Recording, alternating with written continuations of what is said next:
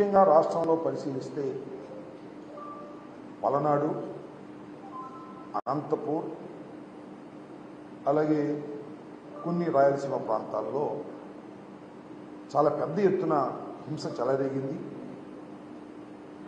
కొన్ని సందర్భాల్లో పోలీసులు కంట్రోల్ చేయలేక చేతులు ఎత్తేసినటువంటి సందర్భం కూడా కనిపిస్తుంది. ముఖ్యంగా అనంతపూర్లో కానీ పర్టికులర్గా పల్నాడులో.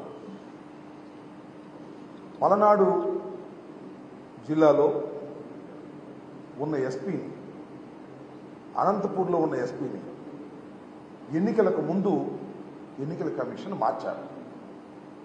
ఇంకా పలు చోట్ల కూడా ఐపీఎస్ అధికారులను మార్చారు.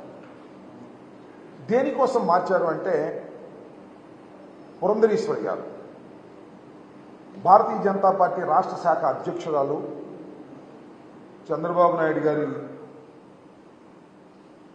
వదిన గారు, చంద్రబాబు నాయుడు గారితో కలిసి వీళ్ళు కలిసే ఉన్నారు అనుకోండి. ఎందుకంటే భారతీయ జనతా పార్టీ, తెలుగుదేశం, జనసేన కలిసి కూటమిగా వచ్చారు.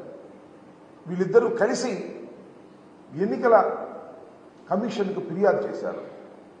ఎవరైతే ఐపీఎస్ అధికారులు ఉన్నారో వీళ్ళందరూ కూడా ప్రభుత్వానికి తొత్తులుగా ఉన్నారు, వారికి అనుకూలంగా ఉన్నారు. కాబట్టి వారిని మారిస్తే తప్ప నిష్పక్షపాతంగా ఎన్నికలు జరగవు అనేటువంటి ఆర్గ్యుమెంట్ను తీస్తే సహజంగానే ఎన్నికల కమిషన్ కొంత బిలీవ్ చేసి ఉండవచ్చు. ఈ మార్పులన్నీ చేశారు.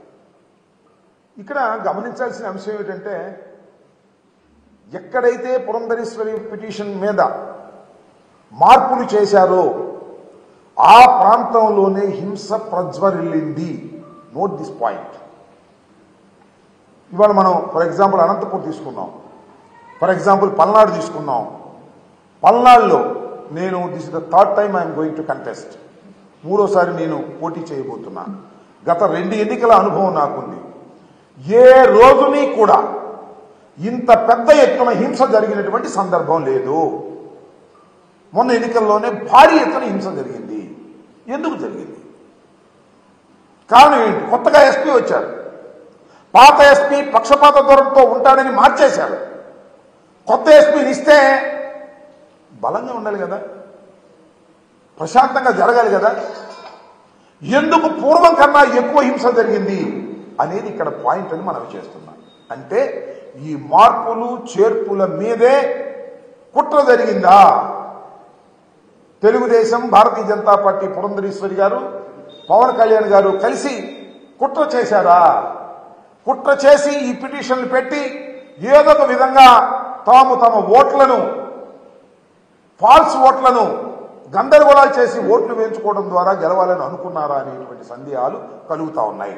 ముఖ్యంగా పల్నాడులోకి వస్తే నరసరావుపేట పార్లమెంటు నియోజకవర్గం వైఎస్ఆర్ కాంగ్రెస్ పార్టీకి చాలా స్ట్రాంగ్ కాన్స్టిట్యున్సీ.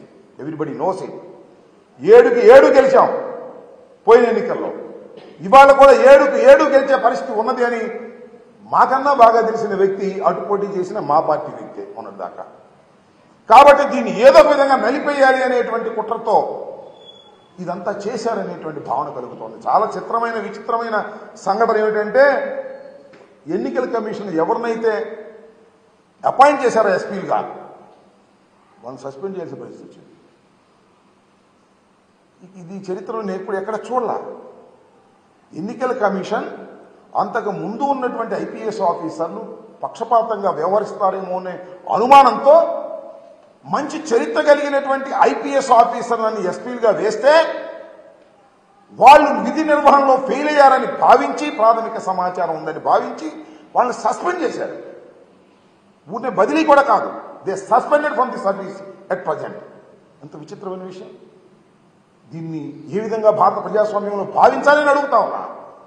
దీని వెనుక నేను ఒకటే మనవి చేస్తున్నా, నేను ఓడిపోతాను అని అనుకున్న రోజున నారా చంద్రబాబు నాయుడు గారు రాక్షసంగా వ్యవహరిస్తాడు. తనకు అధికారం రాదు అనుకున్నప్పుడు హింసను ప్రజ్వరింపచేస్తాడు. ఇది నారా చంద్రబాబు నాయుడు గారి చరిత్ర. ఇవాళ పలనాడులో హింస జరగడానికి కారణం నారా చంద్రబాబు నాయుడు గారు, అదేవిధంగా పురంధరేశ్వరి గారు. ఇక్కడ మార్పుల వల్లే ఇంత హింస జరిగిందని నేను మనవి చేస్తున్నాను. ఎంత ఆశ్చర్యం అండి. పోలింగ్ రోజున అలో లక్ష్మణ అని అల్లాడుతుంటే, తలలు పగిలిపోతుంటే పోలీసు రీచ్ కాలేకపోయారు. కొన్ని ప్రాంతాల్లో మాచర్లలో కానీ, లేకపోతే మన గురజాలలో కానీ, నర్సరాపేటలో కానీ, సత్తెనపల్లిలో కానీ కొన్ని ప్రాంతాలు వెళుతుంటే అక్కడికి పోలీసులు రీచ్ కాలే. కొట్టుకుని ఆగిపోయి చాలే ఆగిపోయారు. ఇది పరిస్థితి. ఒక ఎమ్మెల్యే ఇంటి మీద రాళ్లు వేసే పరిస్థితి. నర్సరావుపేటలో ఎమ్మెల్యే ఇంటి మీదకి వెళ్లి దూకి కార్లు పగలగొట్టి